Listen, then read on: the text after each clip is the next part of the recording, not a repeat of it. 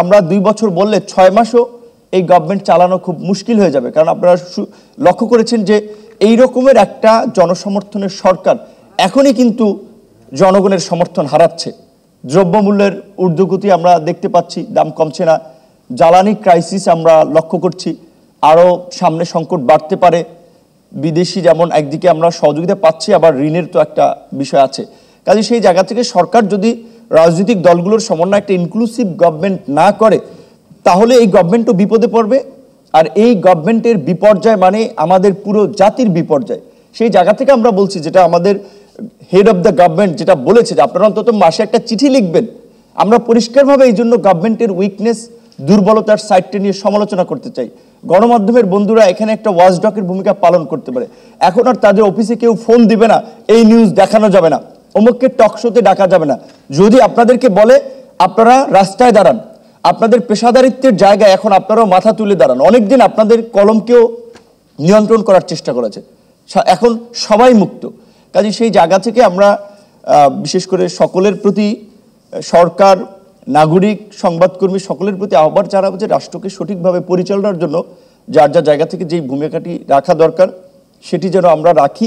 আমরা বলেছিলাম একটা ইনক্লুসিভ পার্লামেন্ট করার জন্য প্রপোর্শনেট রিপ্রেজেন্টেটিভ ইলেকশন বা সংখ্যানুপাতিক নির্বাচন, অর্থাৎ প্রত্যেকটা দল তার ভোটের রেশিও অনুযায়ী পার্লামেন্টে প্রতিনিধিত্ব করবে, এই ধরনের একটা ব্যবস্থা থাকা দরকার একটা ভাইব্রেন্ট পার্লামেন্টের জন্য। তাহলে কোনো পার্টি মনোপলি নিয়ে সংসদে যা ইচ্ছা তাই আইন পাশ করতে পারবে না এবং এই ধরনের একটা ফ্যাসিস্ট হয়ে উঠতে পারবে না।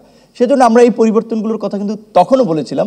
যাই হোক, এখন সবাই মিলে বলছি আরও ভালো পলিসি নিয়ে আসছি, সুতরাং পরিবর্তন হোক, সেটা আমরা চাই।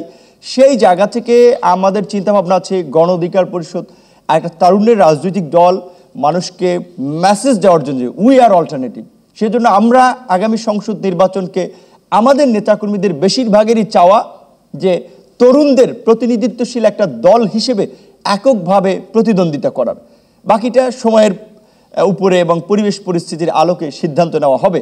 এবং আজকের এখান থেকে এই তরুণদেরকে আমি বলবো, আগামী নির্বাচনে এই বিপ্লবী, এই মেধাবী, এই সৃজনশীল তরুণদেরকে রাষ্ট্র পরিচালনায় অংশগ্রহণের সুযোগ দেওয়ার জন্য জাতীয় সংসদের যে নির্বাচন করার যে সর্বনিম্ন বয়স আছে 25 বছর, এটাকে পরিবর্তন করে 21 বছর করার আমি আহ্বান জানাবো। আমার কথায় কেউ সন্দেহ খুঁজতে পারেন, কেউ ষড়যন্ত্রের গন্ধ পেতে পারেন, কিন্তু আমি একজন স্ট্রেট ফরওয়ার্ড মানুষ। আমি ডিজিএফআইকে, র্যাবকে অনুরোধ করব আমার সাথে যে তাদের ইন্টারোগেশন ছিল সেটাকে আপনার ডিসক্লোজ করার জন্য। তাদের কাছে এগুলো ভিডিও থাকে। সো আমি কি বলেছিলাম, মৃত্যুর মুখে দাঁড়িয়েও কালো জমটুপি পরেও মানুষ দেখুক, বিন্দুমাত্র ভয় পায় না। আমাদেরকে যখন জিজ্ঞাসাবাদ করা হয়েছিল, আপনি বলেন আপনার সাথে কিভাবে এই আন্দোলনের সম্পৃক্ততা, আপনারা কি চেয়েছিলেন, পরিষ্কারভাবেই বলেছি যে গত 15 বছর মানুষের উপরে যেভাবে অত্যাচার, নির্যাতন, নিপীড়ন চলেছে, একটা স্বাধীন সার্বভৌম রাষ্ট্রকে আরেকটি দেশের একটা পুতুল রাষ্ট্রে পরিণত করেছে। আমরা চেয়েছি যে এই সরকারের পতন, এবং আমরা অভিজ্ঞতার আলোকে মনে করেছি কোটা সংস্কার আন্দোলন একটা সার্বজনীন আন্দোলন, যেখানে সব মত পথের শিক্ষার্থীদের প্রতিক্রিয়া থাকে, অংশগ্রহণ থাকে। সুতরাং এই আন্দোলনের মাধ্যমে আমরা জাতির মুক্তির পথ খুঁজতে চেয়েছি। এইটাকে আমরা রাজনৈতিকভাবেও জাতির মুক্তির পথ হিসেবে আমরা দেখতে চেয়েছি। তো আমি এটা বলেছি, কিন্তু সেটা তাদের রেকর্ড আছে, এই জন্য আমরা বলছি তারা চাইলে এটা ছাড়তে পারে। মাঝে মাঝে দেখেছেন 111 ওবায়দুল কাদেরকে চা খাওয়াচ্ছিল আর বিস্কিট খাওয়াচ্ছিল, আর তার যে ইন্টারোগেশন ছেড়ে দিয়েছে, ওনাদের কাছে তো আছে, চাইলে ওনারা ছাড়তে পারে। এমনকি এটা লক্ষ্য করেছেন আমাদের নির্যাতনের মুখেও তো আমরা বলেছিলাম যে 90% শেষ, 10% আছে, এটাকে ধাক্কা দিতে হবে। আমাদের সাথে প্রশাসনে অনেকের কথা হচ্ছে, বিকজ প্রশাসনের মধ্যে যে অস্থিরতা আমরা লক্ষ্য করছিলাম, সেই আলোকে এবং আমাদের বলা চলে দূরদর্শিতা মানে থেকে আমরা সবাইকে এনকারেজ করার জন্য এই কথাগুলো বলেছিলাম। তো কাজে আমরা তো একটা বলা চলে বন্দুকের মুখের নলের সামনে দাঁড়িয়েও আমরা কম্প্রোমাইজ করি নাই, আমরা আমাদের সত্য কথাগুলো বলেছি। তো এখন আমরা 2018 সালে যে কোটা সংস্কার আন্দোলনটা করলাম, সেই আন্দোলন সেই সময় সফল হয়েছিল, সেই সময় সকলের অবদান ছিল। সেই আন্দোলন করতে গিয়ে প্রাইভেট বিশ্ববিদ্যালয়ের একজন শিক্ষার্থী মরিয়ম মান্নার নামে, তাকে কিভাবে ছাত্রলীগের ছেলেরা সিএনজির মধ্যে একটা মেয়ের সাথে যদি 3 জন ছেলে থাকে কি করতে পারে, কিভাবে তাকে যৌন হয়রানি করতে পারে, সেটা তো ইউ ক্যান ইমাজিন। তাকে এই ধরনের নিপীড়ন করেছিল।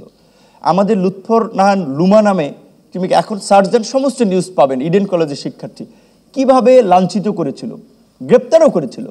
এরকম আরও অনেক শিক্ষার্থীকে, নারী শিক্ষার্থীকে সে সময় লাঞ্ছিত হচ্ছিল। আমরা তো 2018 সালের 30 জুলাই লাইব্রেরির সামনে আমি কিভাবে আমার সহকর্মীরা শাহবাগ শহীদরা নিপীড়িত হয়েছিল সেগুলো এখনও ডকুমেন্ট আছে, আপনারা ইউ ক্যান গো থ্রো।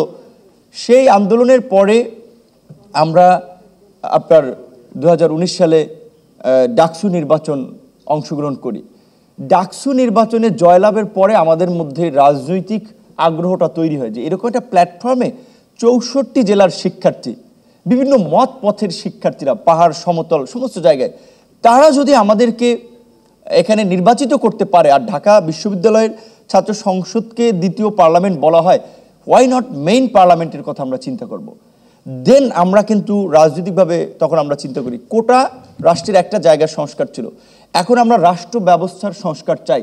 যে কারণে কিন্তু 2019 সালের ছাত্র আন্দোলন থেকে যারা একটু সিনিয়র ছিল, ছাত্র তো শেষ হয়ে গিয়েছিল, তাদের নিয়ে আমরা যুব সংগঠন, শ্রমিক সংগঠন, পেশাজীবী সংগঠন ডেভেলপ করে ফাইনালি 2021 সালে আমরা রাজনৈতিক দল হিসেবে আত্মপ্রকাশ করি।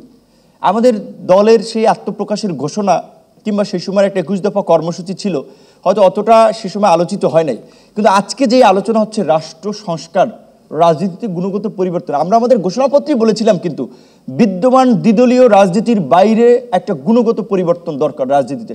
রাজনীতিতে মেধাবীরা কেন বিমুখ হচ্ছে, মেধাবীদেরকে রাজনীতিতে কানেক্টেড করা দরকার। একই ব্যক্তি দলীয়